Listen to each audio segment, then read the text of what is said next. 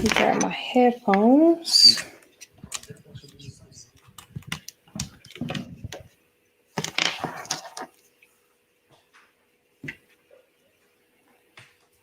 Hello, everyone. Welcome to my channel. My name is Tasha. Welcome to this Married at First Sight review. We are reviewing season 12 of Married at First Sight Atlanta. My name is Natasha. This is my co-host. I am Kasaun. This is not my channel. Please feel free to support Naked Wardrobe Clothing. They have some really nice pieces for everyone. If you're looking for something with your back out, this is a great place to start. Oh my goodness. I'm so glad that you are a supporter of my channel for real. I'm a co-host on the channel. I have to watch the other videos. I mean, I appreciate it. Welcome to our third Creep edition, as I will now name it for my cousin Dr. Siobhan. This is the third Creep edition. Creep? Yep. No, was that Siobhan? Who said she was a creep? This is Creep Hours. Yes. Oh, Demon Time. Yeah, it was Dr. Siobhan. Yep. I'm gonna give some time for people to come in. Where everybody at? Here we go.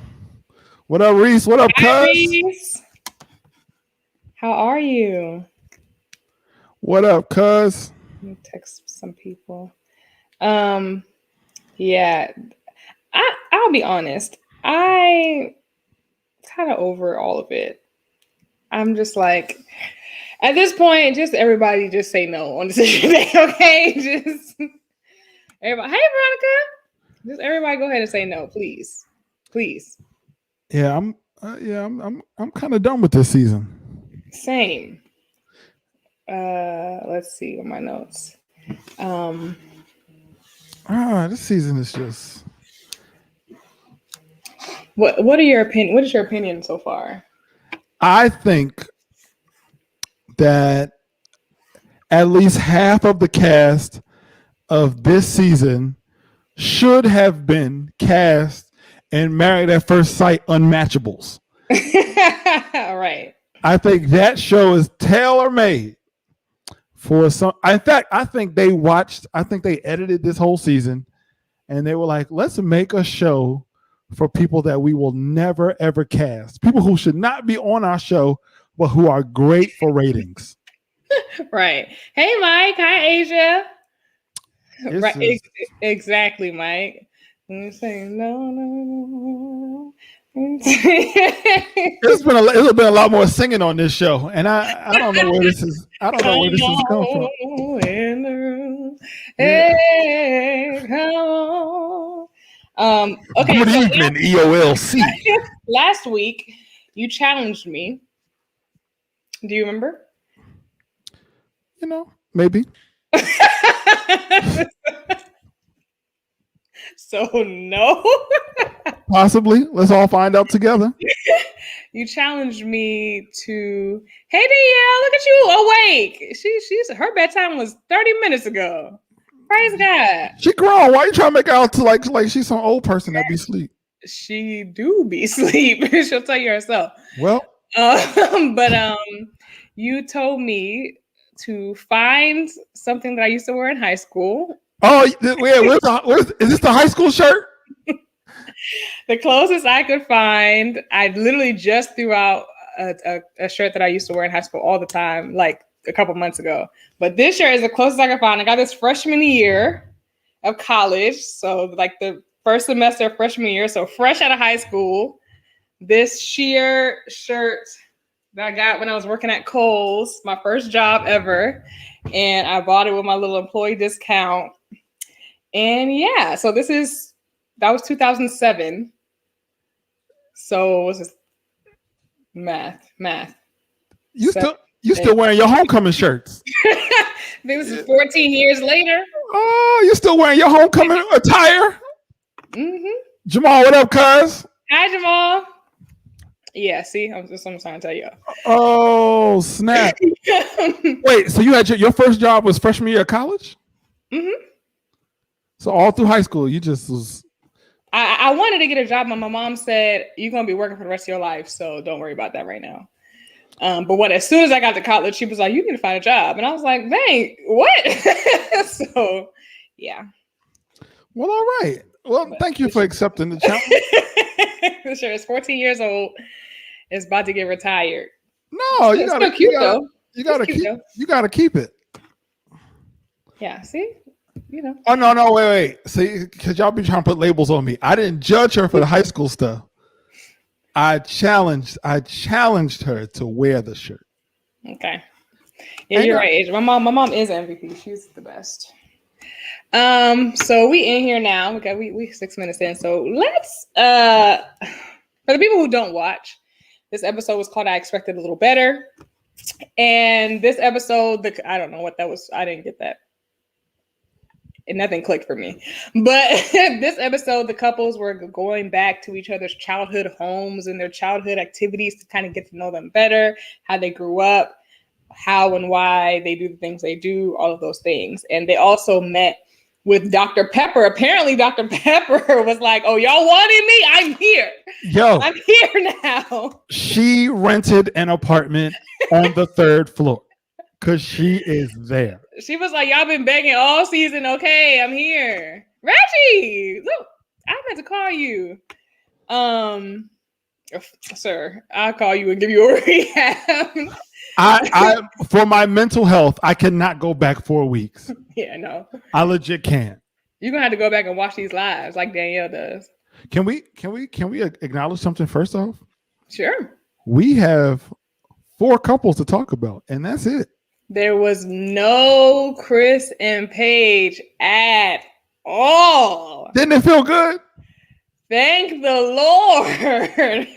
Thank the Lord. I was like, but what's funny about that though is I have in my notes, no Chris and Paige, thank the Lord. But today, when I was getting ready for this live, I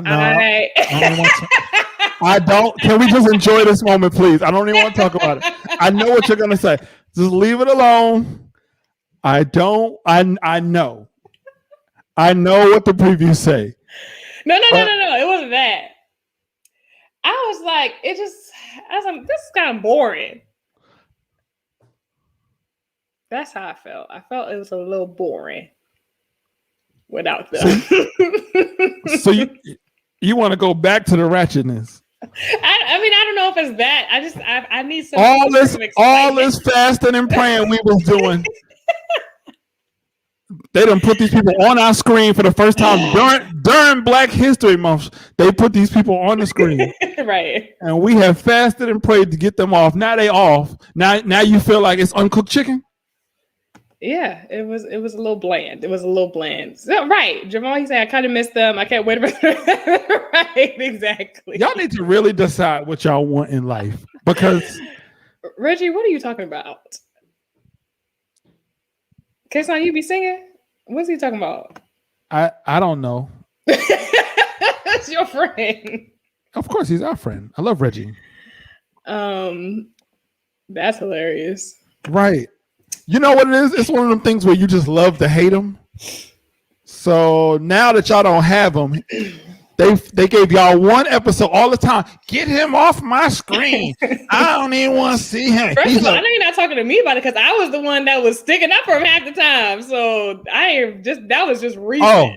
Listen. Don't be yelling at me. If you want a 4-week recap, Tasha believes everything Chris and Haley have ever said. Speaking of Haley, she blew me. Let's start there. Oh, we just digging in, huh? Yeah, we almost 15 minutes in. Let's start there because Haley, I have flipped sides. Because this faster than praying has residual effects.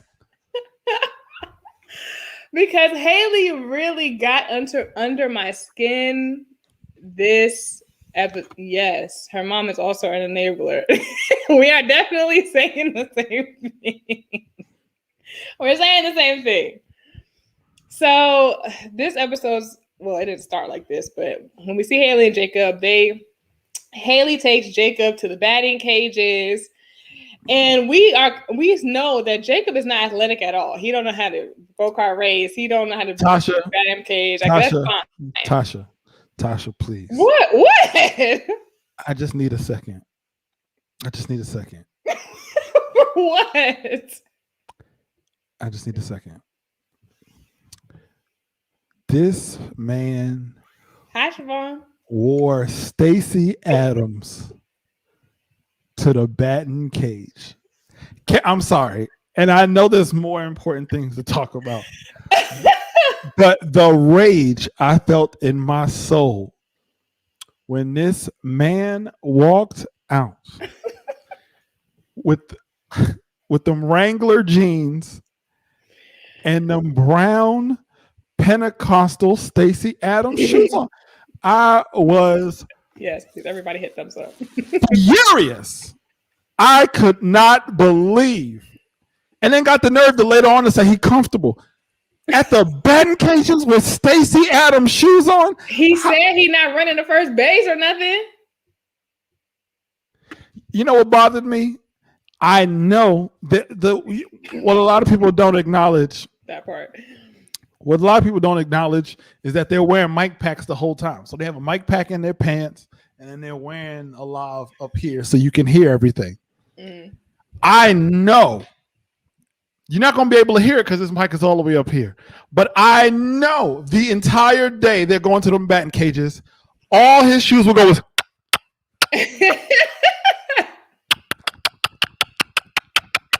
Right.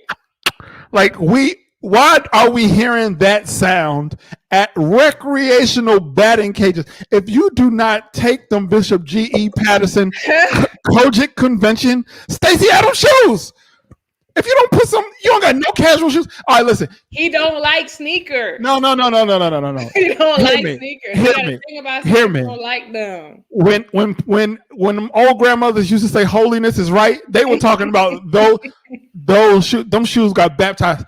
All right, here's my problem. It's not that he wore Stacey Adams shoes. It's that he knew he was going to the batting cages for a date, and he thought to himself, let me wear the most casual shoes I have. He actually voted against the cowboy boots and said, let me wear something a little more comfortable and put them 3-piece tan and one with them Wrangler jeans. I was disturbed. My soul is disturbed. And you know, as mad as you are about it, I was more mad at Haley for bringing it up.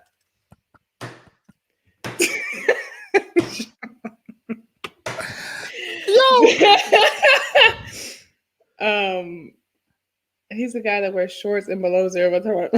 Right. Oh no! Wow! Put that comment up. Yeah! Wow! The earnest threes though. Let's go. The earnest threes. You win.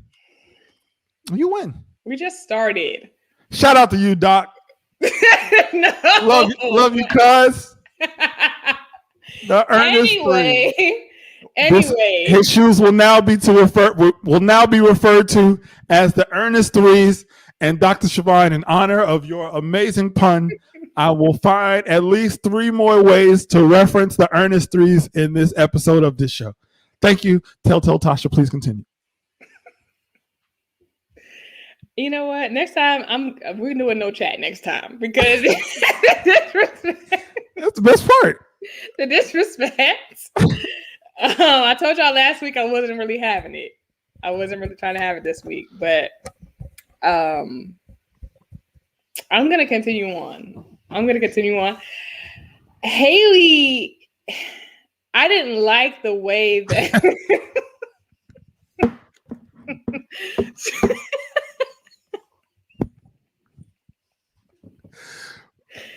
Trevon, what did you eat tonight? Okay, because I have never met any of you in person, and I love you all dearly, and I mean that. I love you. I'm always going to stand up for the chat. Yeah, all right. I always stand up for the chat. Don't say that. Okay. You the ones that be putting a comment up and reading over it and laugh, chuckling to yourself, acting like you don't see it. And listen, anybody watching this, anytime you see her look to the side and then like, huh, and then look back at the camera, she laughed at your comment, but it was a detriment to her and Ernest's relationship, so she don't want to put it up, and I'm not going to stand for it. But continue. I didn't like the way that Haley was talking about his outfit. Like, okay, we know you don't like his clothes. You already bought him a bunch of new outfits. You know he likes to wear jeans and dress shoes. Like, okay, enough. She brought it up like 3 times in this episode. Okay. You're not being fair, Tasha. You're not being fair. Why? How? If a man showed up on a date with you after you've had a conversation about the wardrobe and he wore some 2003 Paco jeans and some Pentecostal Ernest 3s, you telling me it's not going to at least, you wouldn't be embarrassed? If the thing is, if I was already in a relationship with this man and I know that's what he liked to wear, and we already have 7 weeks into this relationship, I'll be over it by that point. I know that's what he brings. I know that's what he's wearing to the batting cages. I'm not surprised. Let me ask you a question. Would you rather date somebody with bad breath or bad fashion sense? Bad fashion sense. We can always alter that. The bad breath, you're gonna be all in my face, trying to kiss me, making my eyes water and stuff. So you would take somebody with bad breath. You would rather have somebody with bad fashion sense over somebody with bad breath? Yes. Okay. And that's all I need to know. That answers every question I would have. It explains a lot. Continue. I'm telling it. You would rather date somebody with a terrible fashion sense than someone with bad breath. Yes. Why would I want to date somebody with, like, this is chronic bad breath? Okay. Is that what you're saying? I just said bad breath. That's all I said. They just need to brush their teeth and it's fine? Or this is something that cannot be under control? You're asking questions after you've already answered. Well, I'm already assuming that the bad breath is not going away. Because you're making it seem like the fashion sense can't go away, but the fashion sense can be changed. The man wore Pentecostal Ernest 3s. The bad fashion sense don't go away either. Anyway. So Haley was in a lot of sports growing up. That's why she's so competitive. And then she was telling the story about how she was in a lot of sports. We getting there. Wait. Right. She dresses regular. I'm so happy, Jerry. I've never changed your profile picture because everything you say go with this picture. Right. If it's halitosis, no. Anyway, so she tells a story about her and her mother and how her mother put her in all these sports and told her she couldn't quit. So she learned how to see things through. And Jacob was like, are you talking about us? Because the lesson wasn't learned. And then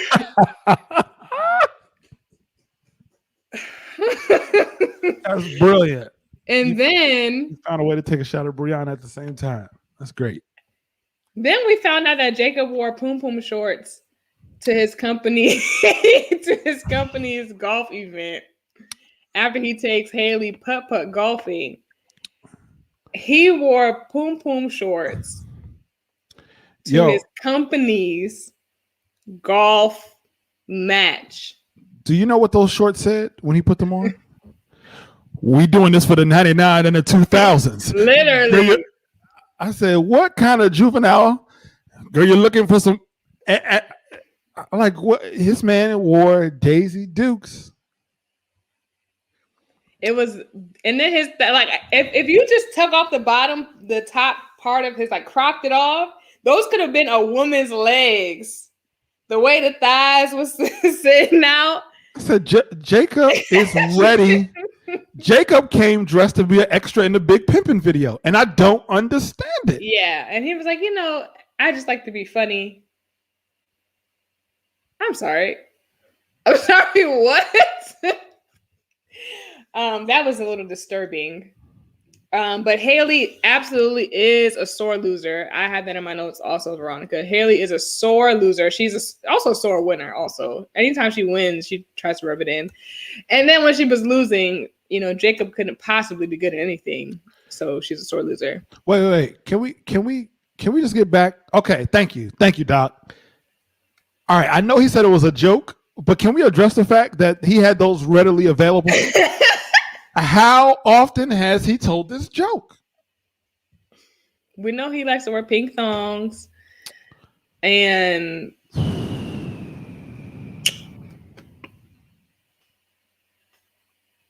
yeah, I'm good on that. I mean, I had no explanation at all. It was just disturbing. Absolutely. We definitely have questions. So it was the Daisy Dukes with the Birkenstocks, right? At the golf course. So it was interesting. But you're telling me you wouldn't have been so embarrassed that it wouldn't have been a topic of conversation for you? For that? The Poom Poom shorts and the Birkenstocks? Yeah. That's absolutely a problem. Okay. That jeans and dress shoes is not a problem. Daisy Dukes and Birkenstocks is a problem. So Daisy Dukes is absolutely a problem, but him wearing the Alta Call 12s to swing a bat, not a problem. No.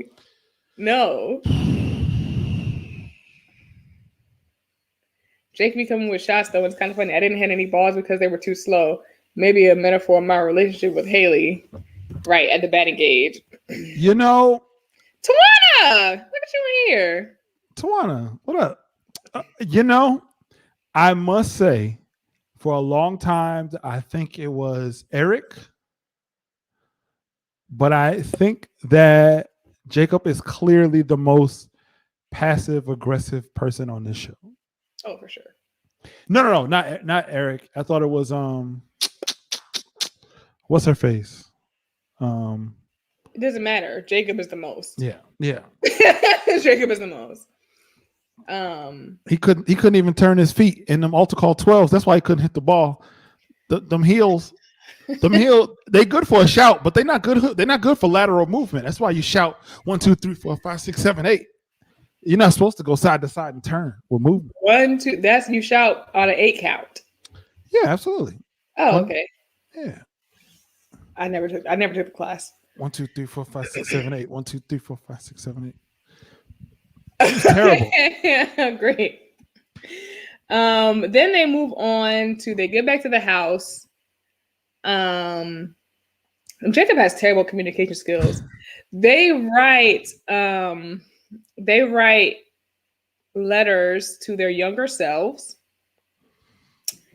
And he writes his letter to his younger self started with "Don't be a bee," and I thought he was talking to Haley. He read it like he wanted her to think. It definitely was a little like it was a little aggressive. And he said it like he said it like he. You know when you say something out loud and you want somebody to like hear it, but you also have like your explanation as to why it wasn't meant for them. Like I feel like he said it so she could feel it, and then he'd be like, "Oh no, this is the letter." Yeah, that's exactly how it felt to me.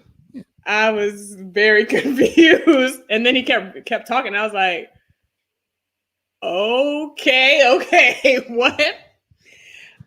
So yeah, that was interesting. And so they read their letters. So Jacob's letter was this letter exercise as a whole was some trash.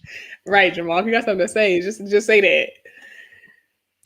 This letter exercise did not work for anyone. That letter was 2 sentences, and she was like, "Is that it?" Jacob has terrible communication skills. He can't even talk to his younger self. I'm glad you said that, because I would like to go back to something I said previously, where I questioned whether, and I would like to say that yesterday kind of led me more into the direction to believe that he could possibly, You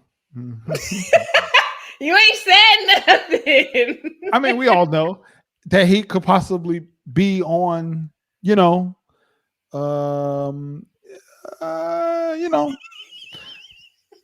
What's so funny is your avoidance. It's not even the what you're saying. It's the way that you're trying to avoid saying it. I don't know. I don't feel comfortable. I'm just saying that he, there's like a. You think he might be on the spectrum? Oh, you think so? Well, I can't disagree with you. I'm not going to disagree. I'm not going to disagree. And that's not. Please don't cancel me on somebody else's channel. That's not how I want to go out. But it made me question, whether whatever Tasha said, quite possibly, maybe, sorta. Right. Just zoom in that you be doing. Whatever Tasha said, it's a new thought that that you said that I could quite possibly may have somehow at some point maybe considered for myself, and maybe fills in some of the blanks, quite possibly, maybe allegedly, some of the things that I was trying to say, because I don't understand. They need to throw him straight on Unmatchables. When that joint, they need to put him right up there. No. And I like to bring up this point of contention in their relationship that we had no idea about, and they just threw in our face, and that it's been going on since the beginning of their marriage. This thing with the bracelet. He had something to say, and she was like, "Go ahead and say it." And he's like, "Nah, I don't think it's probably gonna cross the property." She's like, "No, say what you guys say." And he said, "If I would tell myself before the wedding, just return the bracelet." Wait. So you're moving too fast, because you had a change of heart saying that Haley annoyed you. I would like to say I had a change of heart. I think yesterday was 80% Jacob's fault.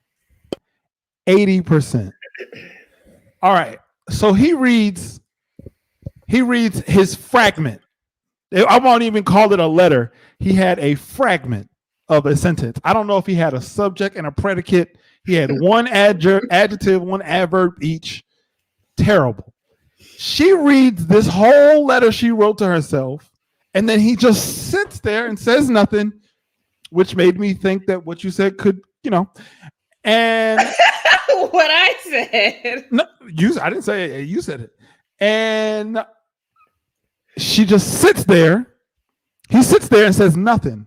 So then she has to come out again and be like, "Hey, do you have any thoughts about that letter that I just wrote?"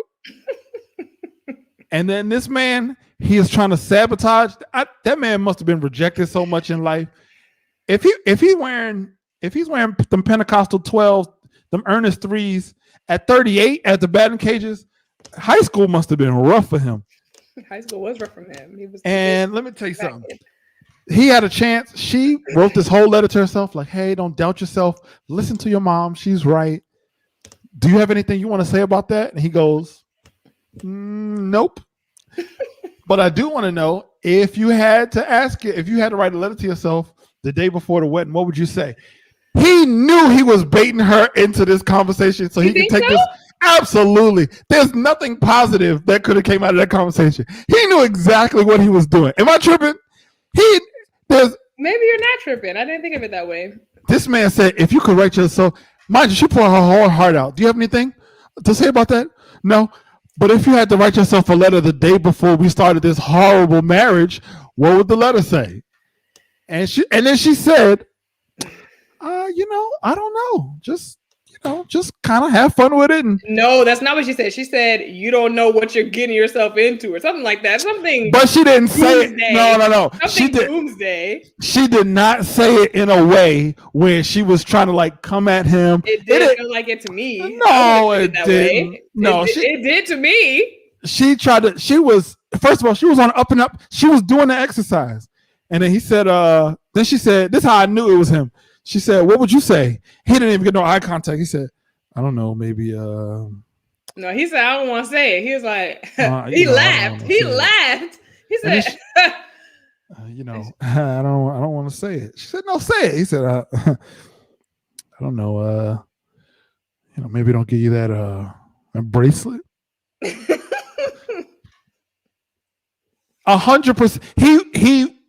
He threw the alley-oop for that entire conversation. That was manipulative. He did that. All of that was on purpose, and that was 100% him. Well, he's valid in his thoughts about the bracelet. What? Yes. 100% valid? In his thoughts about the bracelet and the way, like, I completely understand where he's coming from with the bracelet thing. And she's treating it like, he's like, so what did I write down?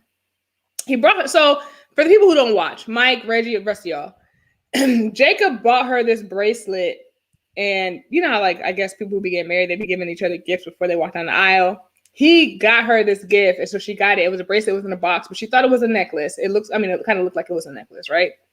There's a little pendant on a chain. She didn't open it all the way up, and she wasn't going to wear that necklace because her dress, it didn't go with the dress. That part's valid.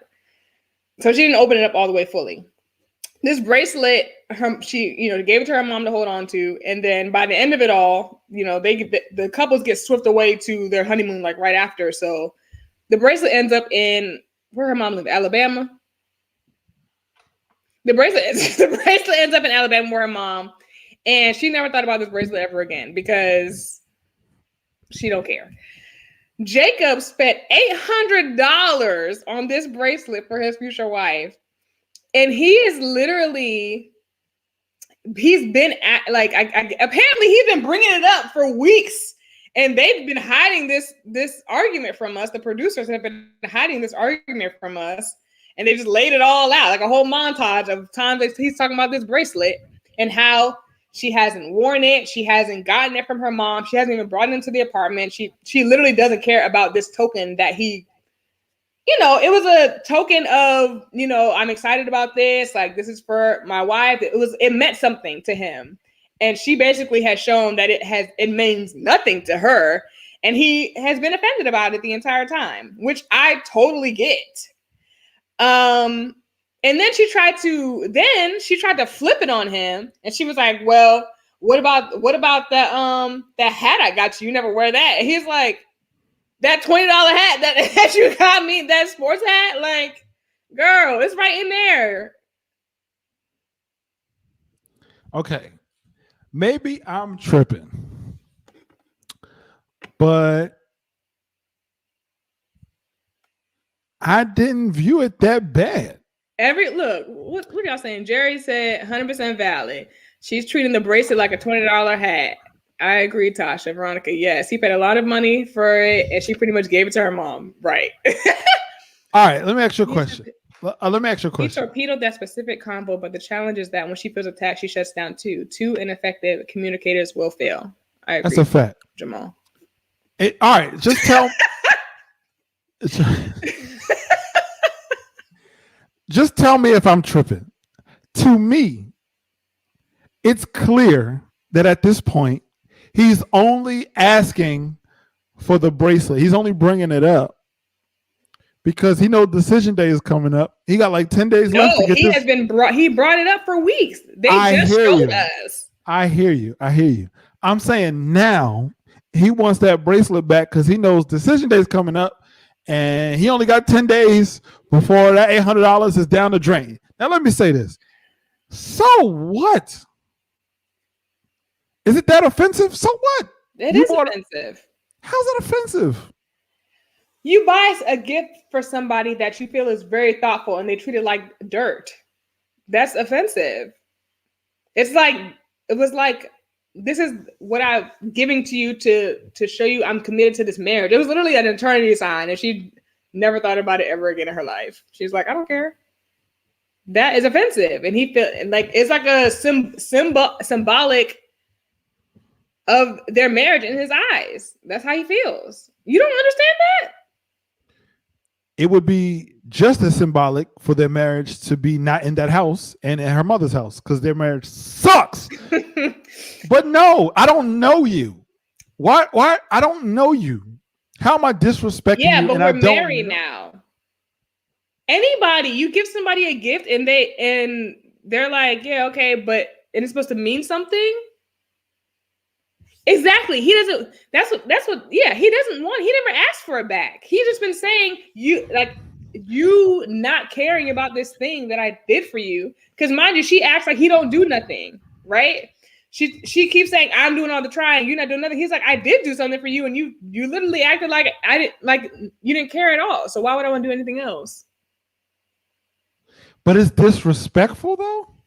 It's a lack of empathy. What did Dr. Pepper say? Dr. Pepper said she doesn't see any kindness or empathy from Haley. How you don't see it from his side? How does she not see it from his side? Hey, did anybody else see Haley's eyes watering up because she didn't expect Dr. Pepper to tell her she was wrong? She was like, you know what's crazy? I was like, she better not cry. She better not cry in this conversation. I just want to say, go ahead. Jerry, I have a really hard time when you tell me things that I'm wrong, because I look at your profile picture and I feel really judged. I just want to say that out loud. Right. She didn't even know it was a bracelet. She definitely lied about the reason why she didn't wear it on her wedding day. No, her dress was all the way up to here. A necklace down here, and it was like sheer down the middle. That wasn't going to look right. Did not go. It's a bracelet.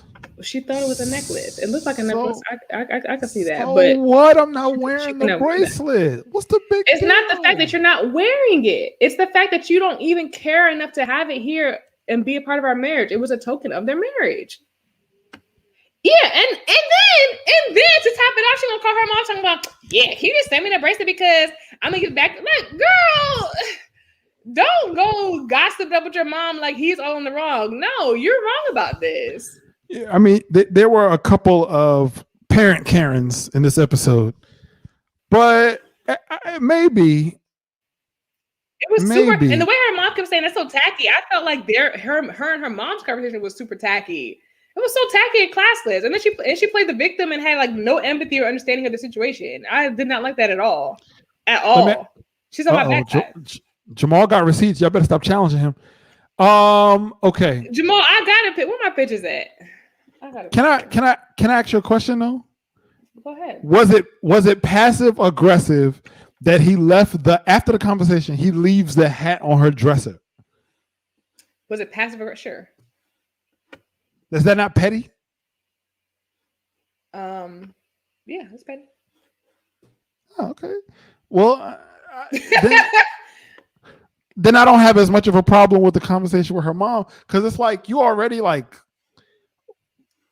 leaving the hat like, fine, I'll just get your bracelet. It's like, all right, cool, but in the middle of the night you come into my room and just leave the hat there. Like, he's just very passive aggressive. I just didn't like that. Is it my show? So you see how her dress is all the way up to her neck? That even though it's like looks like it's her skin, that's sheer down the middle. That necklace wouldn't have looked right with her dress. Her dress is already what you call it? What do you call that? What do you call this? I don't know what you call it when it goes around your neck. Halter. Nope. It's a halter top. It wouldn't look right. Are we examining the make of her dress in relation to? Are we really doing this? Like, seriously? You guys must have really missed Chris and Paige, because we are examining the cut of a dress. Are you serious? What are we doing?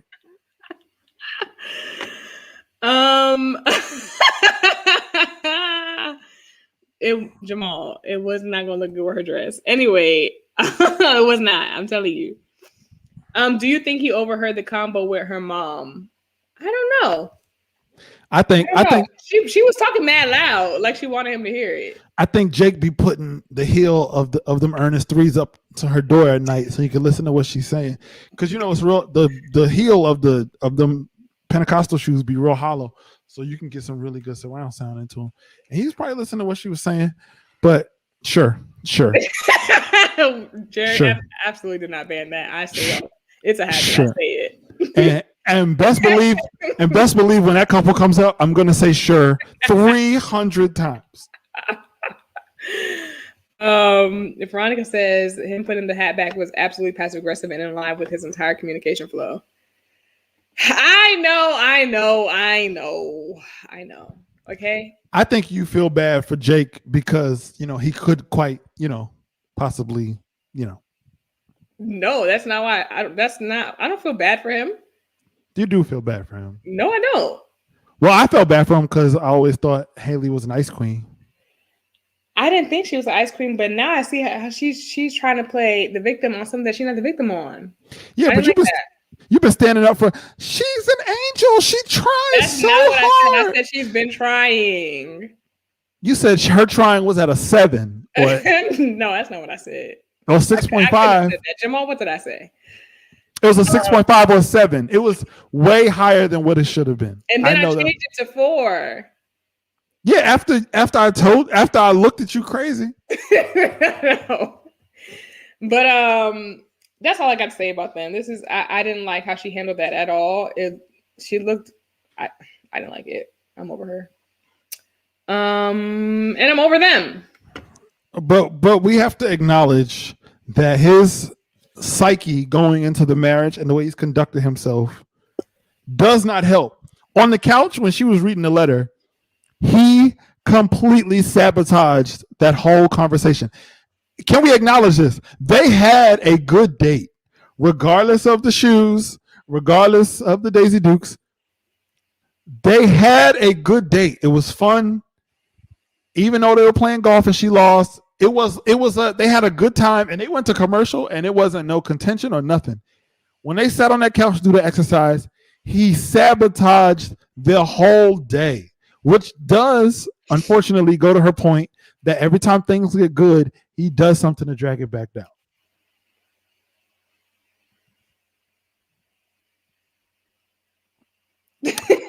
Well, thank you guys for coming. I appreciate it. My name is Kasaun Wilson. Have a good night. Yes, we know that he does that. They're terrible for each other. They're terrible. Yeah. They're both terrible. They both should be on Unmatchables. I don't want Haley on Unmatchables. Oh, my internet. I thought we were good. I never called the people. Oh, you never called to get your Wi-Fi check? Ernest! Do your job, bro. Do your job, bro. I agree with that. I agree. Hold on. What are we looking at? That's why she almost cried when Dr. Pepper called her out. She never apologizes. Yeah, I mean, do women apologize a lot? Not a lot. Who? Do women apologize? A lot? No. I don't think anybody apologizes a lot. Some people apologize a lot.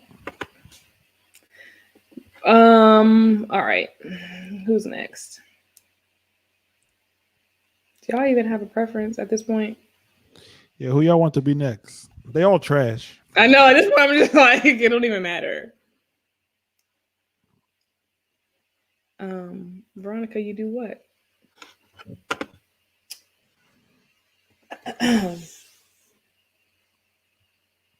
Anybody? Nobody? Jamal. Oh, Veronica was saying Veronica, she apologized. I got you.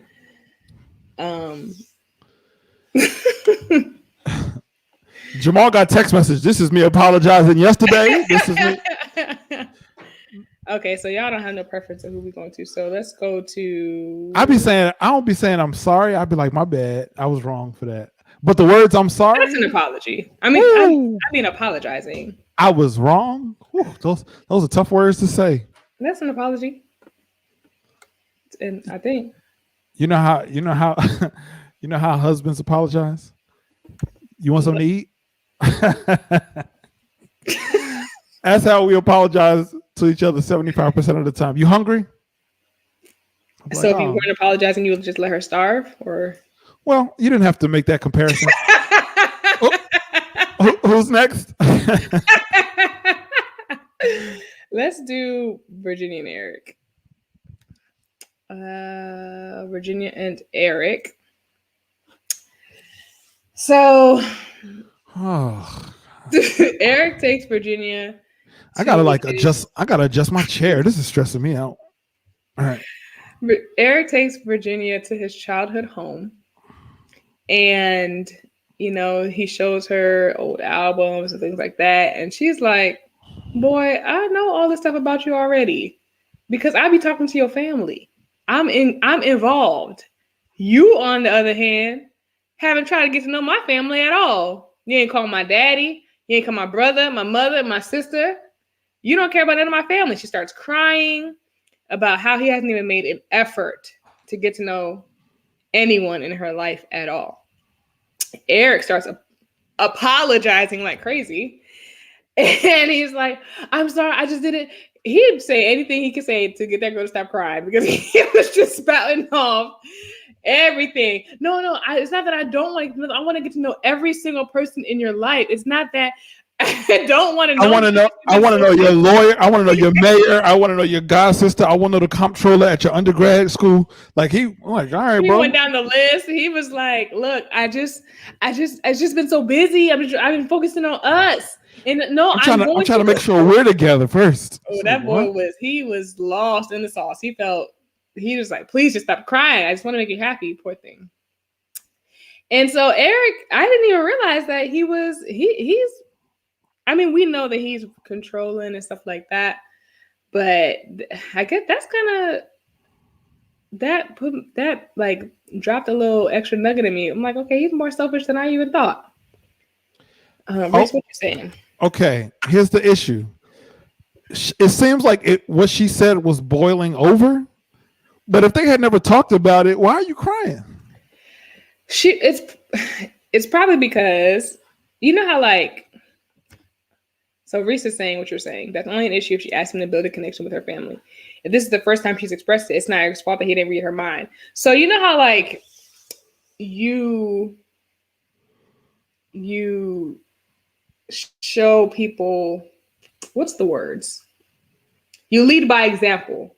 So I'm talking to your sister. Your sister-in-law. I'm talking to your mother. Like I'm literally making effort to be a part of your family. Why would you think I wouldn't want you to be a part of my family if we're about to be married? That is an incorrect way to think about that.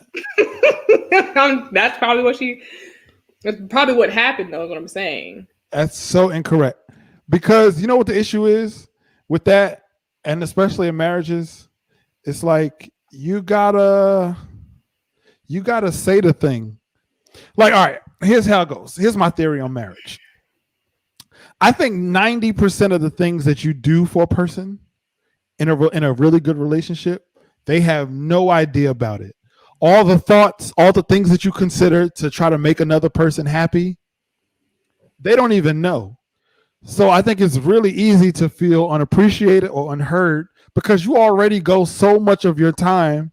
Like if you're digging in a refrigerator, I might go around you. You don't even feel me there, but I go around you. So you don't like, it's so much stuff that I do that you have no idea about. Here's the problem. If you're doing all of this stuff with a secret desire that I'm supposed to be doing it too, and you feel like you're not having your needs met, but you never set the expectation, it's like, whoa. Like you can't be like, you always do this. And it's the first time we talked about it. Like, okay. I didn't know. And even if I did, I didn't know I didn't know you were burning with fury every time. Like I'm on the phone with my phone. Like you should be on the phone with my third cousin, Susan. Like, calm down, bro. I didn't, if they've never talked about it. Sure. And I mean, and honestly, we don't know because we just found out about this bracelet the week before decision day and they've been talking about it since after the honeymoon. Is it wrong for him to want to just focus on them? I don't think so. I don't think it's wrong. I read sarcasm because of your profile pic. I'm not taking your question at face value, Jerry. I don't think it's wrong. But I guess it's like, I guess I can just see it from her side. Like, we're supposed to be building this life together and co-mingling and stuff. I can just see it from her side as well. And I see it from your side, what you're saying too, Kasaun. It's just a miscommunication. I've known you for 6 weeks and you going through and you mad because my call log, I don't call your daddy on a regular bit. Like, so? You've never called anyone in my family ever. Your sister was just here last episode. And you barely talked to her? You barely talked to her too. Listen, first of all, he doesn't talk to Democrats in general. Like, that's why he should have been talking to her daddy. They got the same exact views. You would think they'd be buddy. Oh, he hate black people. First of all, thank you. And I'm so glad you said it. No, go down on Jamal's comment. I don't know. Do you? Oh, this is going on YouTube, so I can't. No. Let me scale back. No. He about to give us that Jacob aggression. When it's time to get that bracelet now. On his birthday and on Father's Day, but it's not always no. Okay. Reese said that's why the 5 love languages were a revelation to so many. Loving the way you want to be loved doesn't compute to the significant other. Now, okay. All right, Siobhan. Now you got me. I can admit I did not think about it like that. You know, this is true. If he did take ownership over this dog, he should have done the same with her family. Okay. I'm sorry. I didn't think about it like that. You know, it's something to consider. Very valid. Okay. So Erik calls her dad, and he does. This is how you gonna call her dad and say, "Look, I'm calling you because she really, really wanted me to call you." Why don't you just have a regular conversation? Why are you telling on yourself? That's a fact. Listen, he did the right thing. He did the right thing. Set the expectation. Listen, she told me to call you, so I'm calling. You know what that says? That communicates. I'm doing this now, so I can put this in the log. But don't be expecting this all the time. I was like, why is he doing this?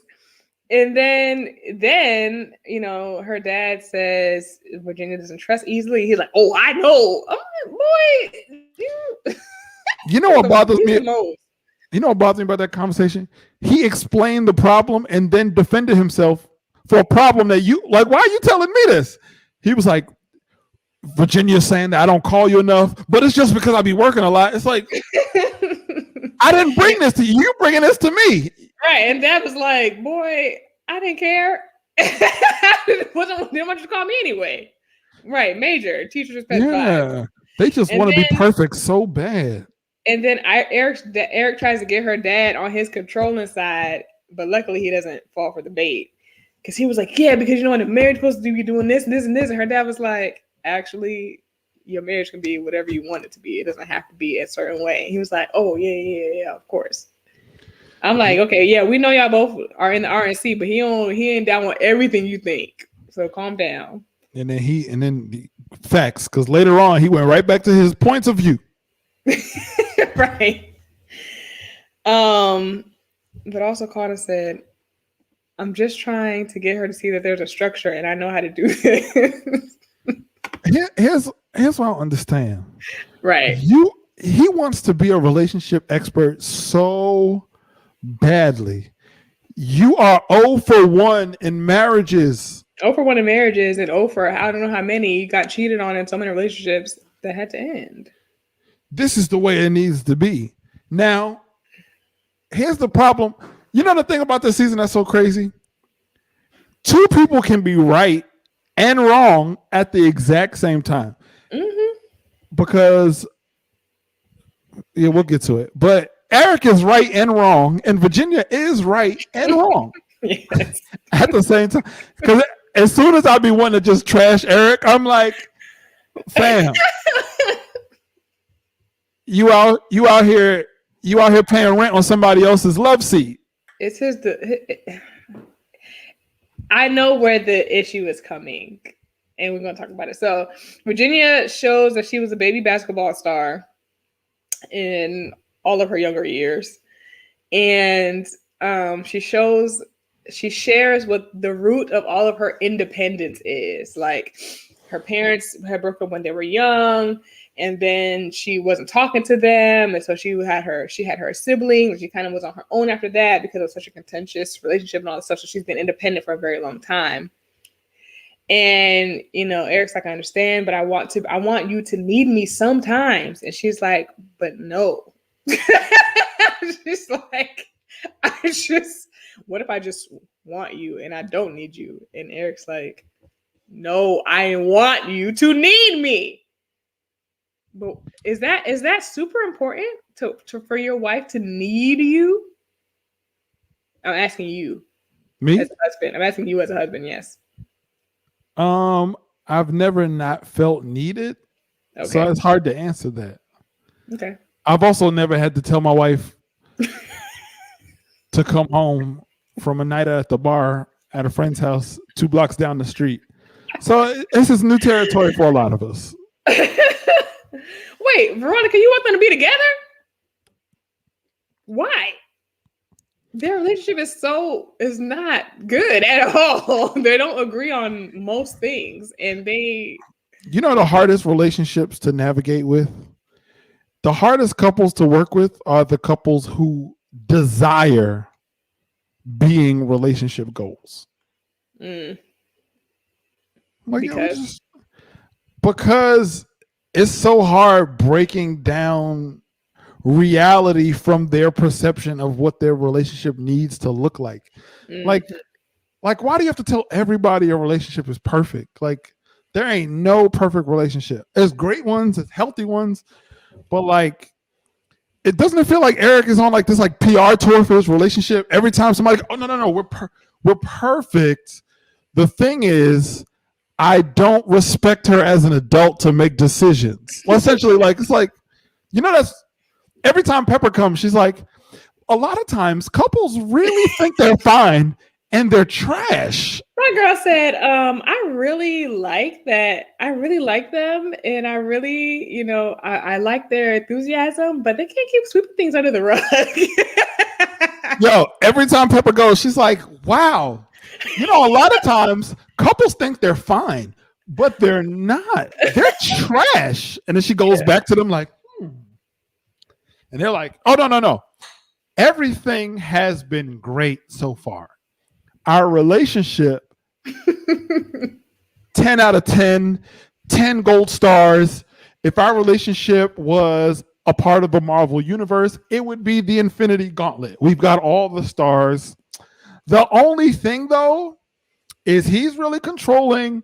She has an alcohol abuse problem. I don't trust her decision making. She wants to be in a relationship but not be married because she wants to spend the night at her single friend's house who are straight and could possibly want her. But our relationship, though, airtight. Couldn't be happier. It's like, she also doesn't want to live with me in my house, and she won't let me train her dog, even though I'm not a dog trainer. Jamal said independence, aka I wasn't talking to my dad. My mom moved to another state while I was in high school, so I made it happen, which is trauma that I haven't addressed. She's definitely using alcoholic therapy. This episode taught me that trauma keeps us at the same age the trauma occurred, and some of us never grow from it. That was a meme I saw, actually. When you get cheated on, I feel like you need affirmation a lot more than what you did before. So maybe, because he said he got cheated on before, didn't he? And all of his relationships. So he, sometimes you need reassurance. And ain't that? Oh, did Ernest look at you when you said he cheated on? Oh. So Virginia hangs out with Eric's sister-in-law, Bridget, and so they're, she makes little margaritas and they're chatting it up, and she she tells his sister-in-law that it's hard for her to put him in the number one spot because her friends are there right now, and she's like, basically, I have friends and I don't trust you like that yet because you showed me all of these red flags. So no, you're not in the number one spot yet. But you've already put me in the number one spot because you don't have any friends and you want to control me. That's what I took Virginia to be saying. And then exactly, Jamal Bridget said if he's not number one, she's gonna have problems. And he's literally been begging to be number one in her life the entire time. Everything that he's saying is like begging for him to be the one person that she relies on in her life, and that's not gonna happen. But they arguing. The problem is, it's what I hate, and it's something we still working out in our marriage too. It sucks to be arguing over hypotheticals. All right, so if I'm out of town and you doing this and you do it, it's like, why? I hate it. Like, you arguing about stuff that is not happening, and probably won't. And probably won't. Oh no, it'll happen. He'll be out of town. She was talking about, and if there's a storm and I can't drive. Like, girl, what are you talking There's a storm out on the ocean, and it's moving this whole way. All right. If your soul's not anchored in vodka, it will surely sleep on your friend's couch while your husband's out of town. All right. So that's a fact. Bridget is definitely a member of the RNC, and she's definitely in there. She's at least Karen adjacent. Reese, this exactly. To be needed can be also dangerous if it's not handled in a healthy way. Yes, that's also dangerous. Their whole situation is like stressful, but some of it is not hypothetical. Like, Virginia's adamant about sleeping over Lane and Cole's. What is the deal with that? I don't know. She literally wants to spend the night at Lane and Cole's house all the time, and I don't understand. I think she wants. But the thing is, it's not even. This is the thing. I don't even think it's that she wants to spend the night over there all the time. Go ahead, say it. Go ahead. No, I was about to agree with you. Erik is making all of these ultimatums, and it's just like it's like she's using it as a challenge to him. It's not that she wants to. It's just like, you're making it seem like if anything happens, if I ever end up over there, you're gonna leave me, and that's not okay. Like, that's what I think her problem is. She's making it so that it's like, no, this should not happen in a marriage ever. Like, sir, things happen sometimes.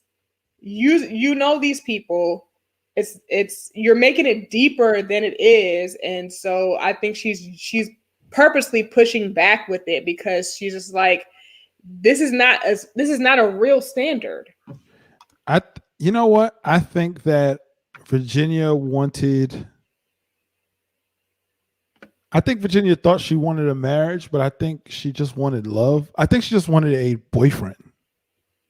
I don't think she wanted a husband. At least not like this. I think she really wanted love. I think she really wanted to be in a relationship. Like, what she's asking for is the operation and the function of a boyfriend. It's not a husband. I would have never even considered asking my wife, like, hey, you mind coming home after getting wasted? That would be nice. I don't know. Maybe that's a thing. Now, mind you, doesn't mean that he's not controlling, but I think that she just wanted love and a good relationship. And I think Erik wanted somebody to be on the plantation with him because he has a lot of rules. Yeah, for sure. Mike, are you behind? Because what are you talking about? Bad fashions. You late. I think fashions is possibly a typo. No. That's what I'm gonna say. I believe in Mike. I know y'all gonna judge me, but I think Virginia is just 26. This is so normal for 26. don't know if that's a. I don't know about that. I just don't. I'm starting to understand her argument. It's not that I really. It's not that I really want to spend the night over there. It's just that stop making this. Stop. She's just like, stop trying to control me. Basically, trust me. Stop trying to control me, and then we'll figure it out. But because you're so rigid on it, she's gonna keep pushing back. She done found her little voice. She's gonna keep pushing back on it. You know, the one thing that's We'll get to the root of the ultimatums. Don't count when I'm gonna sleep. I'm glad you said. I'm glad you said that, Jamal. One of the parts of effective communication, at least I'm learning, is that you gotta like explain how you feel.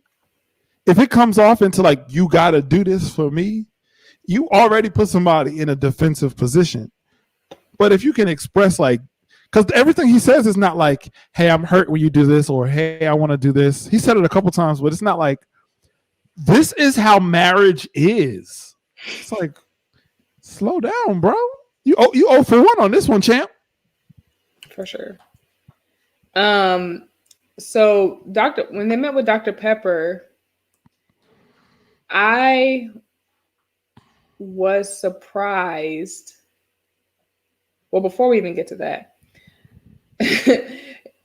so Erik was like, I don't want to be flying or whatever, and my wife to be sleeping over guys' houses. And she's like, well, he's like, no, you need to be coming home to me every night, period. And she said, what does it matter if I come home if you're out traveling? And I thought that was funny because I didn't take her super serious. But it was funny to me. He's coaching from the loser's corner. Erik looking like D Rose. You know, I would have never, I don't even know how to counter argument. I don't even know what a counter argument to that is. If I told my wife like, hey, when I'm out of town, like, I need you to come home. And she's like, but you're gone. I'm like, wow, okay. I didn't even think of a response to that one. That's a new one. Like, you only coming home when I'm in town? Like, I wasn't expecting that. Okay. This couple. Oh. Okay. You can go. What? Oh, he's talking. Well, he's on an old conversation. Yeah. He's super late. You can go wrong not communicating, but it's hard to go wrong over communicating. True. Unless it's about a bracelet, then please don't over communicate. Waste my time.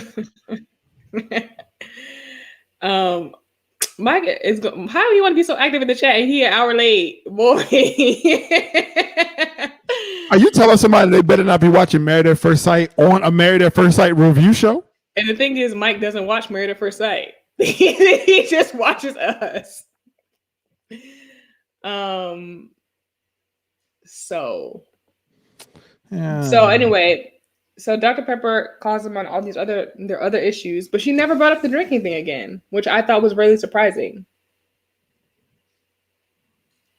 You didn't think that was surprising? It's a serious issue in their marriage.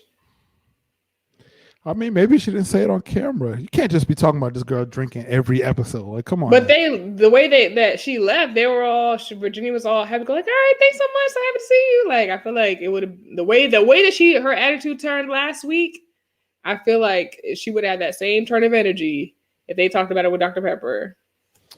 She's not going to stop drinking. She's not coming home. Do you want to say yes or no on decision day? I guess. Okay, so good. Well, we swap that under the rug then. The producers probably said leave that alone. Right. So, Hey, man. Okay. Well, I'm over them. Let's go to you pick. Hold on. You pick Kasaun. Let's go Briana and Vincent. No, let's end on a semi-good note. Let's Clara and Ryan. Let's go to the EOLC holdouts. Clara and Ryan. So Ryan goes to have lunch with Clara's mom. Sure. And we lost Chris. Give Virginia a bottle. We need these ratings.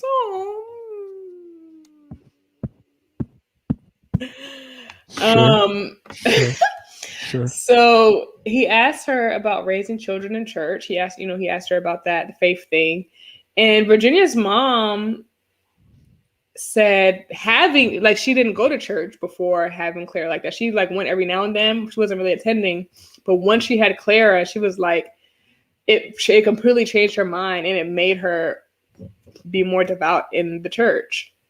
Sure. And so she's hoping that it'll happen the same way for Clara. And Ryan felt like that was a bit of hope for that part of the relationship, because it seemed like when he was talking to her mom, it was a bigger desire for him than he's articulated before. Sure. So yeah, that was interesting. And then they went to Clara's parents' house for lunch one day. And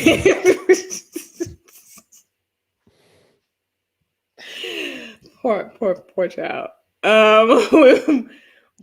They went to Clara's parents' house for lunch. And we found out that Clara had a burnt copy of Confessions when she was a child that her mom did not want her listening to. So Clara sidebar Confessions, greatest album of our time. Okay, sure. And Clara's mom loves Ryan. She's so happy that he's a part of their life. And then so they asked for some advice for decision day.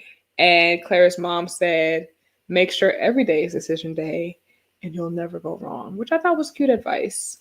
And he said, sure. So moving on to their meeting with Dr. Pepper. Clara says that she actually asked the experts for somebody who wouldn't rush for sex. She had an epiphany that this is what she asked for. So I don't know if she has reconciled that in her mind or if she's still really pissed off or not. She didn't say. Right. And Ryan says he doesn't want to get into the habit of saying, I love you so much that it loses its power.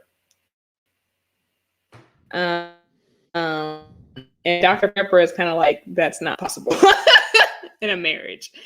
She said, you kind of want to say it as often as possible, every day, every conversation. He said, I don't want to do something that isn't natural. I want it to be impactful and not lose its value. It sounds good, but it's also coming from someone who's never said it. So it's don't even know what he's talking about. How do you know all of these things? He don't know what he's talking about at all. He don't know what he's talking about. Just making it up as he go along. Right. Start somewhere. Work on it for 21 days and then see what happens. But here's the problem. It's like him, it's weird, but then this huge expectation that she has for him to say it, it's like, but he's never said it before. And you've known him for 2 months. Not even a month and a half. If I've never said something in my life, why are you like, why is he not saying it? I've never said it. And I'm probably never going to. You know what's going to happen? He's never going to tell her he loves her. Never. You know what's going to happen? She's going to say, I love you. You love me too? And he's going to go, sure. He's going to tell her on decision day. I don't want you to be disappointed. I won't. I But that's what I'm assuming. He's going to tell her on decision day, and then they're going to do the sex after. Physical interaction? Definitely. Physical interaction after that. And then he does want love and sex. Just he wants a foundation. I don't know. Telltale Tasha. I'm not sure anymore. He wants a solid foundation. Here it goes. She's defending people again, y'all. Watch out.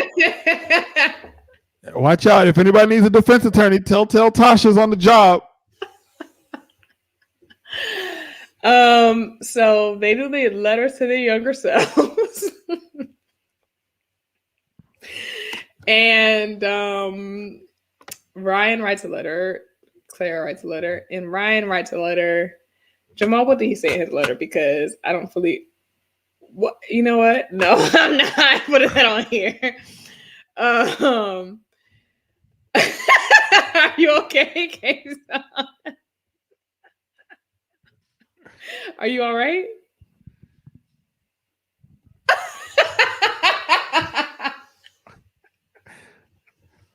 All right, I'm back. Go ahead.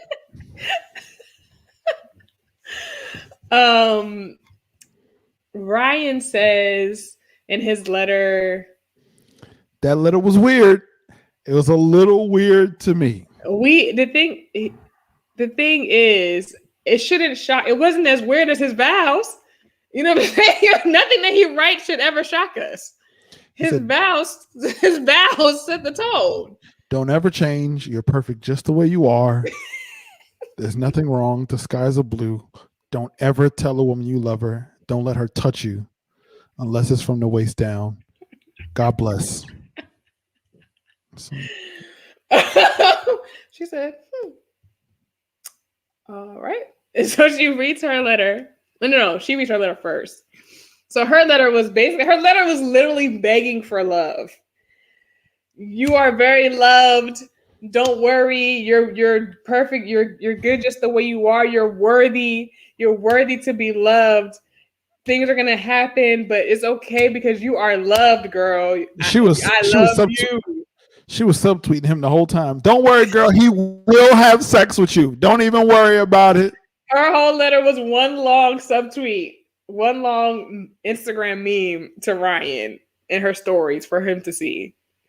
And he read it and he was like, okay, I'll read mine now. That's great. I'll read mine now. And then his didn't say anything, and she just said,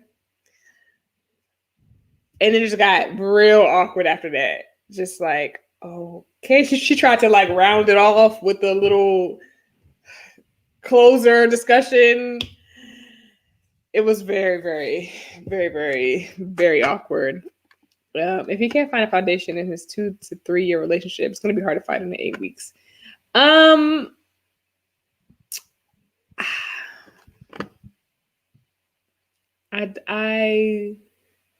want to say I disagree.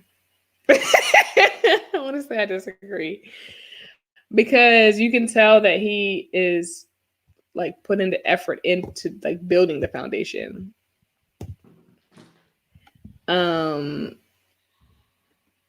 Dear Claire, you are loved, you are worthy. Dear Ryan, you're good. Don't change anything, right? I don't have nothing else to say about them. They're gonna say yes on decision day, so I don't know. Any thoughts? Where's the bracelet? No, I'm joking. I think they'll be fine. Good luck. Yeah. All right. And last. Okay, go ahead. And the last couple is Brianna and Vicente. So, Brianna, they start off with Brianna showing us that she said she was a dancer before, so she's in the tap dance studio, and she's, giving us a little routine. And she talks about how she tells Vicente that she kind of feels bad that she gave up her dreams of dancing because she really loved it, but she felt like it wasn't going to give her a real career. And so she went the engineering route instead because engineering makes a lot of money and blah, blah, blah. And she kind of regrets not dancing anymore. And it's funny enough, that's actually kind of happened to me a little bit. I started dancing in high school when my parents finally let me take dance classes. And then when I got to college, I wanted to be on this hip hop dance team, but I didn't try out initially because I was like, no, let me go ahead and get my school stuff together. Eventually, the next semester or the next year, I think, I tried out for the team. I made the team and had a blast. I had a blast on the hip hop dance team. And I loved it so much, but my major is engineering. And one thing about engineering is that if you're not a genius, you have to have your focus on there. And so I literally spent a couple of years. I was just acting like a socialite, and then the last few years of my college. I say the last few because I was in college for longer than 4 years. I had to buckle down and give up dancing and focus on my classes and try to pass them. And a lot of the people I was on my team with, they like went to LA, started dancing, started doing. I have a friend who does like stunts and stuff. I have a few friends that have danced with like major celebrities, and here I was with an engineering degree that I don't even use. It's kind of annoying. I know this is a very sad story, but I'm just giving you all a look into my life. That really resonated with me when Brianna said that. And then she also said that growing up in high school, she felt ugly because she was dark and all of that. And so did I. Like, this light is on me, but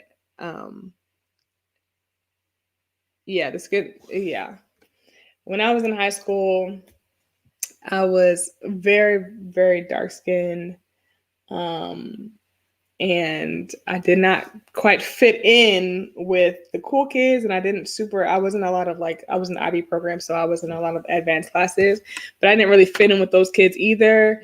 And then, I felt like I was ugly, and, high school wasn't that great for me. It took midway through college for me to feel like I was beautiful. And so a lot of what she said then really resonated with me too. I was just like, me and Brianna is the same. What about the rest of y'all in the chat? What did y'all feel about her talking about her different struggles that she had?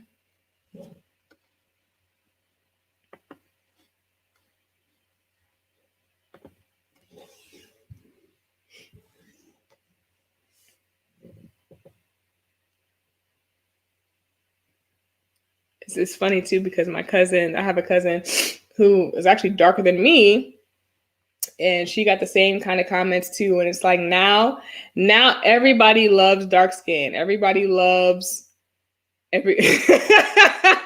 everybody loves chocolate and dark skin tones.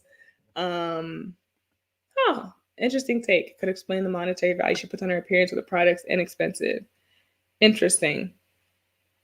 That could be a part of it. Siobhan says I thought her story, but that her. Let me tell you, when I was sitting there, I was literally like listening for the rhythm, trying to catch like with the beats that she was trying to give us. And I didn't quite really get what she was trying to show us. Didn't quite get what she was trying to show us. But I wasn't trying to knock her either. You know what I'm saying? Like, I can't tap. So Apparently it's super hard. Thanks, Jamal. Yeah. So, and then, so she's talking to Vicente, and it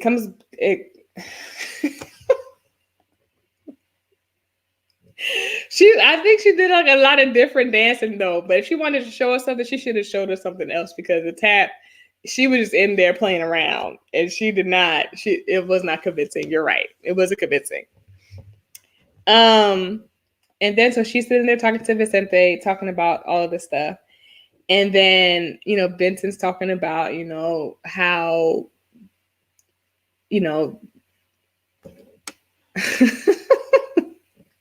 don't play her, okay? She's grown now. She might have forgot some of that stuff.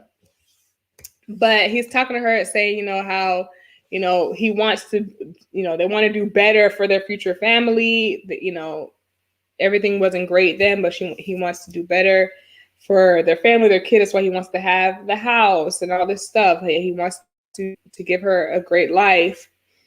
And he starts talking about kids again. And Brianna's like, the kids are coming a long time from now. And you can see Vincent's whole face change. Like, here you go again. Here you go. And she was like, what? And he's like, yeah, a long time from now. And Kasaun, I had to go handle something. He'll be back. I think. But yeah, his whole disposition changed. And what part bugs you, Jamal? Because I feel like I don't know, the way that she said that the kids are coming a long time from now, that in addition to her age, in addition to her fear of having the children with complications, and then in addition to the fact that she knows that he wants a number of children soon, it's like she doesn't even want to compromise on that. Exactly. This is exactly how I felt, Siobhan. I felt it was a little controlling the way she said that. I didn't like the way she said that. Because all these other factors, and you're like, yeah, but don't forget, we're not doing this now. And I don't know. I didn't like how she said that. I wouldn't have felt that.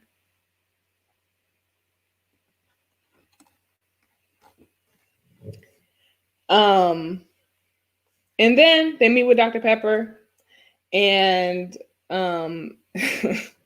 Vincent goes to, well, she asked them if they ever compromised on a bedtime, and Brianna said, yeah, the compromise is basically for him to get up earlier, and Dr. Pepper's like, is that really the best you can do?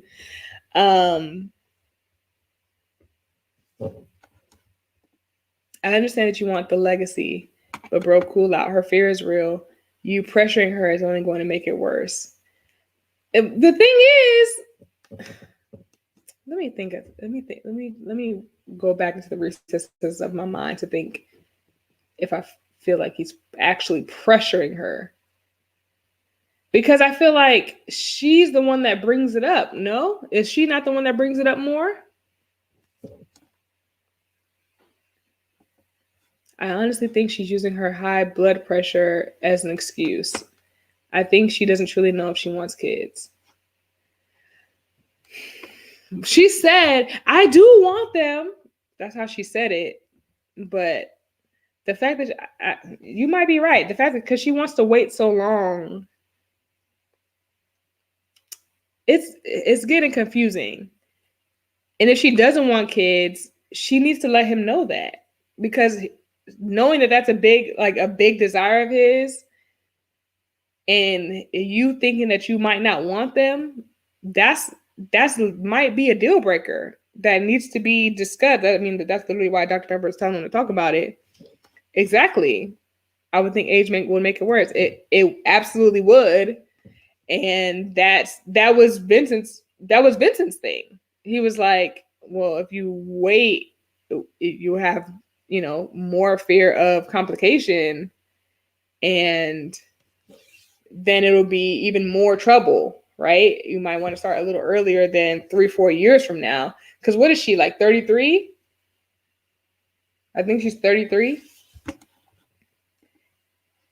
Yeah, agreed, Tasha. It's confusing. I thought she brought it up, but I could be wrong. I feel like, I don't know. And then what I watched another review last week from last week's episode, and I noticed this in the episode, but I didn't think it was worthy of bringing up at the time. But I think actually it is worthy of bringing up. When Brianna, when she talks to the experts, or I don't remember if it was Dr. Pepper or Dr. Cat, about having the kids, she was talking about the high blood pressure part. But when she came back to talk to Vincent about why she didn't want to have the kids, the high blood pressure thing wasn't the first thing on her list. She almost didn't bring it up. Her main thing was, my body's gonna change. I'm scared. All of these other things. And then after his face was kind of like, girl, so what? Then that's when she changed. It was like, well, you know, I got high blood pressure, right? Petty. What? Brianna. That's petty. Yeah. So I don't like, of course, the high blood pressure is a big risk in pregnancy, but the way that she brought it up to him last week, it didn't seem like that was her main concern for the pregnancy. So I don't know. I don't know, Jerry, if she really does want kids. Reese, I think she wants kids, but she knows she can't control anything about that situation with the pregnancy to raising them. Her fear is real, but is she willing to face it?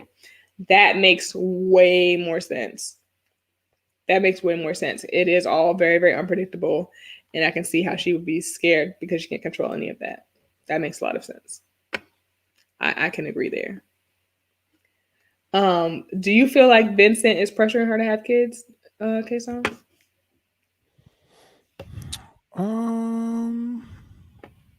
Because Jamal was saying that it's been bugging him because he feels like, what did he say? I understand you want legacy, but chill out. Her fears really, you pressure her is only going to make it worse. But a couple of us didn't see it that way. Right. If this boy don't catch up. I don't know if I think that. I don't know. I mean, I it's all editing. That's like one of them editing things where it's like I really, really need to know how often he really talks about it. But I know that he really, really, really wants children that are his, biological children. Am I frozen? Is it me? What happened to me? Tasha's mean mugging me, and I can't tell if am I frozen? Tasha's looking at me with a lot of judgment, and I cannot tell.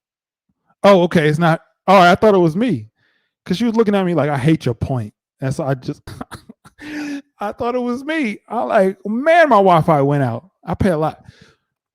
No, I don't know. Can somebody screenshot Tasha's face so I can use it for future reference, please? Dang, did somebody screenshot that for me, please? So it's just us guys. All right, so I don't know. I think that. Sorry. It's cool. You know, at the end of the day, as much of an advocate as I am, you have to meet reality. And the truth of the matter is, thanks, Reese. Ernest needs to do better. He needs to get you better Wi-Fi. You are on a basic plan with Verizon Fios, and I need him to. I'm not on Verizon. Who's your Wi-Fi provider? Hilarious. Siobhan, I was so close. I wish I had sang it. I would have sang it. It would have been karaoke night. But what did you say about Vincent that I missed? I ain't say nothing before your Ghostbuster Wi-Fi came back. I asked you a question about if you thought he was pressuring her. I was about to say it, but your DJ Scratch Wi-Fi was coming in and out, and I was trying to help you out. So I think that he wants kids. I think he wants biological kids. I need to know how often he talks about it. But I think if he does bring it up, a big part of it is not knowing how.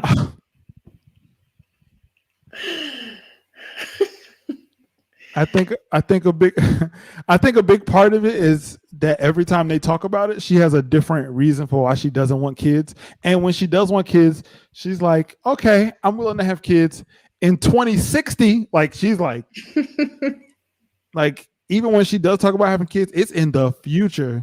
So it's like I think if they just need to have like an honest, transparent, sit down conversation about their timeline of having kids in a way that they both understand what they're doing moving forward. And then Dr. Pepper asked Vincent, what if y'all get to getting pregnant and she does have complications and something happens, would you want to adopt? And his face said nope.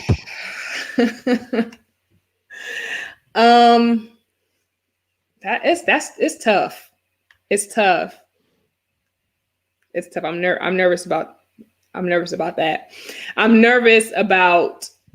I feel like she's hiding something, but it could be what I think it was Reese that said it. But I'm nervous about that for them. As much as he doesn't want to disappoint, as much as he doesn't want to disappoint her, I'm pretty sure she doesn't want to disappoint him either. And I think the same way that Virginia's like, I'm kind of 50-50 on having kids, but I don't care about it right now. I think she feels the same way, even though he's like, I want kids. We're married whenever. And where's he from? He's from Dominican Republic, right? Mm-hmm. Yeah, he wants a football team. He wants 3. And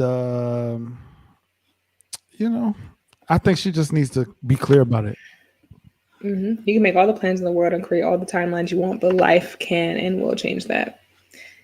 Okay, question. Wouldn't you be pissed if this wasn't cleared up on the audition questionnaire? She probably said she wanted kids. Period. Yeah. So, and then Vincent takes her to a Dominican bodega in Atlanta. And he wants that football team, and I'm nervous that if something happens during the first pregnancy or second, he's going to be extremely disappointed. Yeah, I think that's how I feel too. Like he'll be very, very disappointed. Yeah. That's a fact. Well, prayers that nothing happens to her. She'll have safe, healthy pregnancies. Vincent says, so he takes her to a Dominican bodega, and he basically says he grew up in poverty and had an extremely sad childhood. He basically wants to redo it with his own children. Now with that $450 Target shopping budget, that ain't gonna work for that. But that's all that happened in this episode. Like I said, I'm getting bored. None of the couples are exciting me. You love their date, Veronica, at the corner store, or at the dance studio. Let me just sum this episode up for everybody. All this time she spent saying that she was tired of the drama. The first time she don't get no drama. Now she's bored. Now she needs some spice in her life. Now that ULC needs some new spice. It's all right because I'm watching Snowfall, so I'm getting my drama. I'm really disappointed in all of y'all. We have fasted and prayed to get these two people off our screen. And no. I'm happy that they're not here. No, you over here sitting here. No, you over here sitting here sulking. Oh, I'm just missing something this week. Oh, that's all I got. I'm just bored. You wasn't bored when this man was buying Mercedes for his mother and his child. Now all of a sudden, this is the first episode. You've been bored. I wonder why. That's because these couples left. No. I'm not excited about anybody making it. Like it'd be different if there was like an Amani and Woody or something that is like you can be excited about. Jake and Haley doing the same awkward Napoleon Dynamite conversation they've been doing, and he added Daisy Dukes, And he added them Pentecostal Stacey Adams, Ernest threes. And he added the bracelet. Virginia and Erik still mad. we got a bracelet out of it. We got a bracelet argument that we didn't even know they were keeping on a backlog. We got a Virginia and Erik argument. They're always arguing. We got a Briana and Vincent tough tiff, if you will. And now you're bored. And now you don't know why. Bring back Amani and Woody, please. For every city. You don't watch Couples Cam? No. No. Listen, I watched Couples Cam. We ended up watching Couples Cam, and we ended up watching Marrying Millions yesterday. That's all the drama we needed. Between Desiree and that dude's mom. Woo! And Masked Singer, because I'm pretty sure there's anybody that watched Masked Singer out there. I'm pretty sure that's Tyrese and Omarion. I must say. Yeah, I'm ready to go. I'm getting a call. Uh-oh. So Ernie. Yeah, I am through with these people, and yeah, I y'all are you guys are I'm really disappointed in all of you. You guys are insufferable. Y'all want to put this woman, she went through the worst trauma in her life, and now that her trauma is over. I don't necessarily need it to be Paige and Chris. I need the couples that are left to give me some excitement. It doesn't even have to be bad drama, just some excitement, something to be excited about. I'm not excited about these couples at all. I used to be excited about Brianna and Vincent, but now I'm stressed. About what? This baby talk. This is serious stuff. People break up over not wanting to have kids. That's serious for some people. I have talked to somebody who was adamant about not having kids anymore, and I couldn't talk to them no more. He's in his 60s. What do you want this man to do? I was not talking about, you know what? I can't. I can't. Are y'all hearing this? I can't have a civilized conversation. I had to break up with this guy because he didn't want no more kids. That's why probably cut your Wi-Fi off because you freaking on again, off again relationship. I'd be tired of the back and forth too. He's not sure if he wants to have kids. He's in his 60s, lady. But can she still? Oh, she absolutely can. I think she's just scared. She's scared. She said she was scared. It's also a tough conversation to navigate when you're the guy and it's not your body. Yeah, exactly. It's like you kind of got to just let her lead that. You got to be quiet. You got to be quiet. Can we talk about her treatment of Ernest for a second? Because that's. I have to go. Hey, men can have kids today. Wait, what? I wasn't supposed to be clicking on none of these comments, and this was an accident. I can't. Did you know 45% of fertility clinics have men who put spit in a cup because they want to avoid kids with their spouse? Did you know? If it's taking you a while to figure out what the spit is about. Thank you. It clicked right before you said it. I was like, oh, okay. Did it really take, guys? Did it take her that long? To it did. I'm more innocent than you think. Okay. I mean, you left the man in his 60s because he didn't want to have no more kids. I don't know how innocent you are, Haley. But we're gonna go ahead and close it off at a nice round 11 o'clock. I appreciate all of you for being here. I love you all. Are we back? We're back at 8 o'clock next week, correct? Correct. We're back at 8 o'clock next week. Hopefully this season ends soon. Okay, because hurry up. It should be one more episode before decision day. They got the little getaway. Can we at least address at least a soundbite in the preview where Paige says he's one of the most open men that I've ever known. I didn't see that. The Lord must have not wanted me to see that because I didn't see that. Okay, maybe I'm the only one that saw that.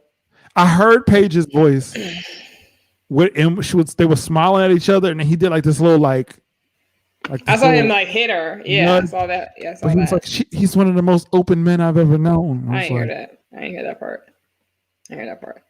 I'm not dealing with them. Yeah, but you're bored. Be blessed, you all. I love you. Bye.